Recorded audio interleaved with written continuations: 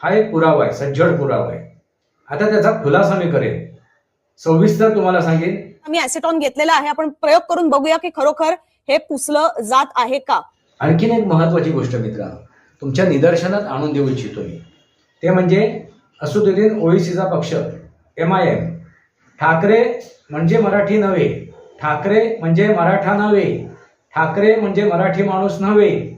हा तो मराठी, मी मराठी, तुम्ही मराठी, प्रत्येक जण मराठी, ना की तो ठाकरे मराठी. ठाकरे कोण? तर बिहार. वास्तव हे नेहमी कटू असते, सत्य हे नेहमी कटू असते, ते स्वीकारणे आवश्यक आहे. वास्तवावर बोलू काहीतरी या माझ्या शृंखलेला सबस्क्राईब करा, बेल आयकॉन दाबा. माझे विचार पडसे लाईक करा, आपले विचार कमेंट बॉक्समध्ये लावा. नमस्कार मित्रांनो, वंदे मातरम. वास्तवावर बोलू काहीतरी या माझ्या शृंखलेमध्ये पुन्हा एकदा आपलं स्वागत. मी आपला मित्र राजेश वासंती साबाजी किळसकर. मित्रांनो, मी कालच्या व्हिडिओमध्ये म्हणालो होतो की तुम्हाला मी पुरावा देतो. आता पुरावा तर दिलाय मी तुम्हाला. तो कोणता पुरावा? तर उद्धव ठाकरेंच्या 65 जागा निवडून आल्या, त्यांच्या युतीच्या 72 जागा निवडून आल्या. हा एक पुरावा आहे, सज्जड पुरावा आहे. आता त्याचा खुलासा मी करेन, सविस्तर तुम्हाला सांगेन. त्याच्या मागे काय गुपित आहे, काय नक्की आहे, कशा प्रकारे ह्या निवडणूक आयोगाने आणि भारतीय जनता पार्टीने ह्या उद्धव ठाकरेंच्या पदरात ह्या जागा टाकल्या, कसं काय EVM घोटाळा झाला, कसं काय मतदार यादीचा घोटाळा झाला, कसा काय त्या शाहीचा घोटाळा झाला, कसा काय या निवडणूक आयोगाने घोटाळा केला, कसा काय भारतीय जनता पार्टीने हा घोटाळा केला, ही मतदान चोरी केली. मित्रांनो, तुम्हाला उद्धव ठाकरेच्या त्या संघटनेचा म्हणजे उभाटाला मिळालेल्या आकड्याचा तपशील तुमच्या समोर असेलच. मित्रांनो, आता महत्त्वाची गोष्ट लक्षात घ्या, मी तुम्हाला पुरावे देतोय. उद्धव ठाकरे यांच्याकडे जो पक्ष, जी संघटना आली ती बाळासाहेबांकडून आली. बाळासाहेबांकडून वारसा हक्काने त्यांना हा पक्ष मिळाला, ती संघटना मिळाली. मग त्या संघटनेचे जे पारंपरिक मतदार आहेत, शिवसेनेचे पारंपरिक मतदार, त्याने विधानसभेच्या निवडणुकीमध्ये किंवा लोकसभेच्या निवडणुकीमध्ये दाखवून दिलं, शिंदेच्या मागे उभं राहून, की शिंदे यांना या पारंपरिक मतदारांनी किती टक्के मतदान केलं आणि उद्धव ठाकरेंना किती टक्के मतदान केलं हे तुम्हाला माहितीच आहे. त्यावेळी झालेल्या त्या निवडणुकीमध्ये उद्धव ठाकरेंना जे शिवसेनेच्या पारंपरिक मतदारांकडून मतदान मिळालं होतं ते फक्त 7-8 टक्के होतं आणि शिंदेंना जे मतदान मिळालं पारंपरिक मतदारांकडून ते 14-15 टक्के होतं, म्हणजे डबल असं म्हणायला हरकत नाही. आणि ती स्थिती आताही तुम्हाला पाहायला मिळते. शिंदेंना जे मतं मिळाली आहेत शिवसेनेच्या पारंपरिक मतदारांकडून ती 15-16 टक्के आहे आणि उरलेले म्हणजे एकूण मतदार किती होते पारंपरिक मतदार? तर 18 ते 19 टक्के. आता तुम्ही विचार करा, 15 ते 16 टक्के जर शिंदेच्या बाजूला उभे राहिलेले आहेत ते मतदार आणि तरी सुद्धा उद्धव ठाकरे जिंकून आले, उद्धव ठाकरेंचे उमेदवार जिंकून आले, हा करिश्मा कसा घडला? मित्रांनो, इथेच तर गुपित आहे त्या EVM मशीनची, त्या शाहीची, त्या मतदान चोरीची. आता ही मतदानाची चोरी कुठे झाली? तर त्याने काँग्रेसच्या मतदारांची चोरी केली, पारंपरिक मतदारांची. लक्षात आलं का? उभाटांना जे मतदान झालं ते लोकसभेमध्ये सुद्धा दिसून आलं, विधानसभेमध्ये सुद्धा दिसून आलं आणि आता या महापालिकेच्या निवडणुकीमध्ये सुद्धा दिसून आलं. लक्षात आलं का मित्रांनो? मग जर पारंपरिक मतदार कोणाचे? तर काँग्रेसचे घेऊन हे उद्धव ठाकरे जिंकू शकतात, त्यांचे 65 उमेदवार निवडून येऊ शकतात आणि अवघे 6 उमेदवार हे राज ठाकरेंचे निवडून आले. याचा अर्थ कळला का तुम्हाला? राज ठाकरेंनी 53 जागा लढवल्या आणि त्यांना अवघे 6च उमेदवार निवडून आणता आले. कारण का? त्यांना त्यांचे पारंपरिक मतदार मिळाले, पण त्यांना मुसलमानांची साथ मिळाली नाही. लक्षात आलं का? अन्यथा राज ठाकरेंनी सुद्धा 5-25 उमेदवार ते निवडून आणू शकले असते. मतदानाची चोरी, मतदारांची चोरी कशा काय प्रकारे घडली तुमच्या लक्षात आलं का? आणखीन एक महत्त्वाची गोष्ट मित्रांनो तुमच्या निदर्शनात आणून देऊ इच्छितो मी, ते म्हणजे असदुद्दीन ओवैसीचा पक्ष MIM या पक्षाला जी काय मतं मिळाली आहेत पूर्ण महाराष्ट्रामधून, फक्त मुंबईमधून नव्हे तर पूर्ण महाराष्ट्रामधून, त्याचे आकडे तुमच्यासमोर ठेवतोय मी. परभणीला एक त्यांचा उमेदवार निवडून आलाय, संभाजीनगरमध्ये तब्बल 33, त्याचे उभाटाचा फक्त एकच आहे.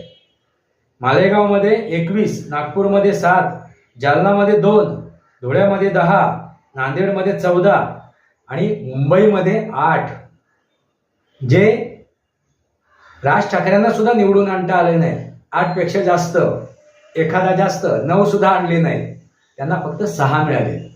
मुंबईमध्ये किती? 8, अकोल्यामध्ये 3, अमरावतीमध्ये 11 आणि अहिल्यानगरमध्ये 2. मित्रांनो हा करिश्मा कसा झाला? तर मुसलमानांनी एक गठ्ठा मतदान या ओवैसीच्या पक्षाला टाकला, म्हणजे MIM. लक्षात आलं का? काँग्रेसचे तब्बल 24-25 उमेदवार निवडून आले मुंबईमधून. कोणाच्या जोरावरती? कुठल्या मतदारसंघामधून? तुमच्या लक्षात आलंच असेल मला काय म्हणायचं ते. म्हणजे मुसलमानांनी जी मतं केली ती तिथे उभा असलेल्या अगदी मजबूत जो उमेदवार आहे तो कुठल्या पक्षाचा आहे हे त्यांनी बघितलं नाही. त्यांनी तो मजबूत उमेदवार जो भाजपाला टप देऊ शकतो, भाजपाच्या विरोधात विजयी होऊ शकतो, अशा मतदारांना त्यांनी मतदान केलं. आणि त्यामुळे या MIMचे एवढे मतदार निवडून आलेत. मुंबईमध्ये 8 उमेदवार निवडून आलेत. काँग्रेसचे एवढे मतदार निवडून आलेत त्यांच्या पारंपरिक मतदारांच्या जोरावरती. मग ते हिंदू असतील, मराठी असतील आणि मुस्लिम सुद्धा असतील. तसेच काँग्रेसच्या पारंपरिक मतदारांवरती जे काय उभाटाचे त्यांचे समर्थक मतदार आहेत त्यांना मिळून हा उभाटाचे 65 उमेदवार निवडून आणता आले. कळलं का मित्रांनो कशा काय प्रकारे चोरी झाली ती या मतदारांची? आणि महत्त्वाची गोष्ट, आता तुम्ही म्हणाल शिंदे यांना फक्त 29च उमेदवार निवडून आणता आले, 9 उमेदवार त्यांनी रिंगणात उतरवले होते आणि फक्त 29. तसं बघायला गेलं तर शिंदेंचा कुठेही करिश्मा नव्हता मुंबईमध्ये, कुठेही त्यांचा जोर नव्हताच. कारण मुंबईमध्ये बोलबाला होता तो ठाकरेंचा होता यापूर्वी. लक्षात आलं का मित्रांनो? तरी सुद्धा बोलबाला नसताना सुद्धा त्यांची नावामध्ये आणि ठाकरेंच्या नावामध्ये जर विचार केला तर ठाकरेंचा आलेख थोडासा उंच होता. तरी सुद्धा त्या एकनाथ शिंदेंच्या क्षमतेने, कुवतेने, ताकदीने, परिश्रमाने त्याने 29 उमेदवार निवडून आणले. लक्षात आलं का? हा आकडा जो आहे ना तो छोटा नाहीये. 29 उमेदवार निवडून आणण्याचा करिश्मा त्या एकनाथ शिंदेने केलेला आहे. भारतीय जनता पार्टीने तर 89 उमेदवार निवडून आणले.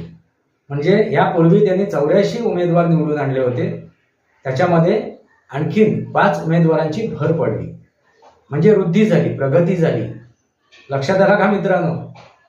जर इथे राज ठाकरेंच्या म्हणण्याप्रमाणे किंवा तो मी एक व्हिडिओ टाकतोय बघा, कारण मी आज सकाळी मतदान करून आलेले आहे. आता आरोप असा आहे, दावे असे केले जात आहेत की ऍसिटॉन वापरून जे आहे, ऍसिटॉन वापरून ही शाई जी आहे ती पुसली जाते, असा सुद्धा आरोप हा केला जात आहे. तर आता मी ऍसिटॉन घेतलेला आहे, आपण प्रयोग करून बघूया की खरोखर हे पुसलं जात आहे का. तर हे पुसलं जात आहे. जो खालच्या बाजूला होता तो तर जवळपास जातोय आणि हा जो वरच्या बाजूचा होता हा सुद्धा जर असा आणखीन प्रेस करून काढायचा प्रयत्न झाला तर तो सुद्धा जाताना आपल्याला पाहायला मिळतोय. नखावरची शाई सुद्धा जी होती ती सुद्धा आता कमी झालेली पाहायला मिळते. सो मगाशी जो गडद रंग होता, जी शाई होती ती आता. ये बताइए, आपने सुबह दिखाया था कि ये आसानी से रिमूव हो सकता है, क्या वाकई ये सच्चाई है कितने मिनटों में आपने वो इंक रिमूव किया? क्या अभी भी वो स्याही आपके उंगली पर है? जी हाँ, मेरे हाथ पे अभी भी वो सियाही है। जी हाँ, मेरे हाथ पे अभी भी वो सियाही है। जी हाँ, मेरे हाथ पे अभी भी वो सियाही। तो टाकलेला आहे मी व्हिडिओ एका पत्रकार महिलेचा, त्या मुलीचा, तिचा अगदी बोलबाला दाखवला जातोय। तो व्हिडिओ पहा म्हणजे तुमच्या लक्षात येईल कशा काय प्रकारची मतदान चोरी झाली। तो एक पुरावा आहे, तो तुम्हाला मी पुरावा पेश करतोय। लक्षात आलं का मित्रांनो? ही महत्त्वाची गोष्ट आहे। हा सज्जड पुरावा आहे तुमच्या समोर मतदानाची चोरी। आणि महत्त्वाची गोष्ट म्हणजे ठाकरे म्हणजे मराठी नव्हे, ठाकरे म्हणजे मराठा नव्हे, ठाकरे म्हणजे मराठी माणूस नव्हे। ठाकरे हे कुठून आले? बिहारमधून आले। ठाकऱ्यांचा जे अस्तित्व आहे, जन्म आहे, ठाकऱ्यांची उत्पत्ती आहे ही बिहारची आहे, ना की महाराष्ट्राची। ते बिहारी आहेत, ना की महाराष्ट्रीयन। ही गोष्ट लक्षात घ्यावी।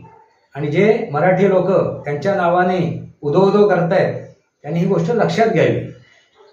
कुठलाही एखादी संघटना, एखादा उमेदवार, एखादा पक्ष, एखादा नेता म्हणजे मराठी नव्हे, मराठी माणूस याने अटकेबार झेंडा फडकवलेला आहे। मराठी माणसाने अटकेबार झेंडा फडकवलेला आहे। छत्रपती शिवाजी महाराजांचे आम्ही वंशज आहोत, आम्ही बाजीराव पेशव्यांचे वंशज आहोत। त्यामुळे मराठी हा कोणाच्या पुढे नतमस्तक होणारा नाहीये, कोणाच्या गोठ्यामधला बैल नाहीये। लक्षात आलं का? त्याच्या दाव्यामध्ये अडकणारा बैल नाहीये। ही गोष्ट मराठी माणसांनी लक्षात ठेवावी की आम्ही कोणाचे गुलाम नाहीये, आम्ही कोणाचे हुजरे नाहीये, आम्ही कोणाचे चमचे नाहीये, आम्ही कोणाच्या पुढ्यात सतरंज्या अंतरत नाही। आम्ही आमचा झेंडा उचलतो आणि अटकेपार नेऊन लावतो। हा तो मराठी। मी मराठी, तुम्ही मराठी, प्रत्येक जण मराठी, ना की तो ठाकरे मराठी। ठाकरे कोण? तर बिहारी। हे अगदी काळ्या दगडावरची रेग आहे, ते वास्तव आहे, ते सत्य आहे, ते गाठीशी बांधा, नाहीतर संभ्रमात अडका, दिशाभूल होईल। आणि जे काय कर्म तुम्ही करून बसलात, यांच्या मागे जाऊन या BMCच्या निवडणुकीमध्ये ते परत एकदा करा। वास्तवावर बोलू पाहिजे आणि हेच वास्तव आहे। वास्तव हे नेहमी कटू असते, सत्य हे नेहमी कटू असते, ते स्वीकारणे आवश्यक आहे। वास्तवावर बोलू काहीतरी या माझ्या शृंखलेला सबस्क्राईब करा, बेल आयकॉन दाबा, माझे विचार पडसे लाईक करा, आपले विचार कमेंट बॉक्समध्ये लावा। तुर्तास इतकंच। भारत माता की जय, वंदे मातरम। जय भारत, जय महाराष्ट्र, जय सनातन।